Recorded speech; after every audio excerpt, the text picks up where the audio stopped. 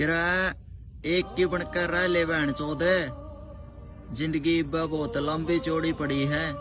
जब तेरे पाछे चार खड़े हैं तो मेरे पाछे बहुत खड़ी हैं, और खड़ी है लाइन में। जब मैंने एक बार आकर दी तो तू खड़ी खड़ी देखेगी।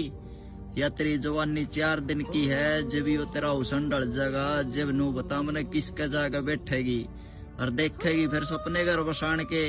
फिर उस टाइम नू बता तने कौन उठेंगे। और इतने तरह में जवानी रहेगी, तरह में हुसन रहोगा, इतने इतने दौर लौटेंगे। और तू खुद समझदार है, तेरे स्वादा के चक्कर में तेरे घर कुणबे की सारी इज्जत खराब हो जाएगी। और ध्यान रखिए उस टाइम तेरा साथ कोई नहीं देता है बहन चो, जब तू सही डाल बर्बाद हो जाएगी। बेटे